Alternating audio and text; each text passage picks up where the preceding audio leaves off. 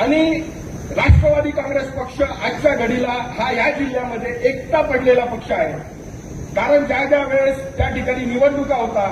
त्या वेळेस जी काही जुनी मंडळी आहे ती आपापलं सत्तास्थान मजबूत ठेवण्याकरता, ते अबाधित ठेवण्याकरता एकमेकांशी अभद्र युत्या करतात आणि त्या अभद्र युत्या करत असल्यामुळं राष्ट्रवादी काँग्रेस प्रत्येक निवडणुकीमध्ये एकटी लढते आणि तरी एकटं लढून देखील त्या ठिकाणी दणदणीत असा विजय आपण मिळवत असतो. आणि आगामीच्या काळामध्ये 2029ला सुद्धा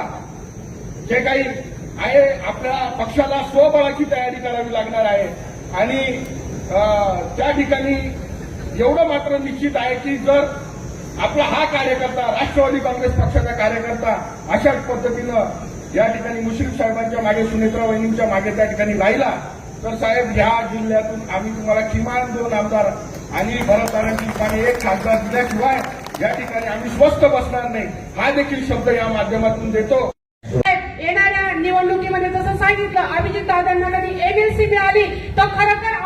दादांच्या माध्यमाने आम्हाला एक चांगला आमदार त्या विधान परिषदेवर दिसायला मिळेल आणि आमच्या समस्या मांडणारा आमदार आम्हाला मिळणार आहे, आमचा हक्काचा आमदार आम्हाला मिळणार आहे ही आम्ही अपेक्षा करत आहोत. आणि त्यावेळेस दादांसोबत जावं लागेल, ज्या अडचणींना सामोरं जावं लागेल. दादा नारी शक्ती सभ्य भारी अशी राहणार आहे. जिल्ह्याला आम्ही दाखवून देऊ का खूप आले गेले आम्ही ज्यांच्या माध्यमाने ज्यांना निवडून दिलं, प्रतिभाताई पण होत्या, रात्र दिवस ज्या खासदारांना निवडून दिलं त्या खासदारांना सर्वसामान्य जनतेचे प्रश्न मांडता येत नाही. केंद्रामध्ये राज्यामधल्या गोष्टी सांगायला गेलो तर ताईंना पण माहिती, ताई या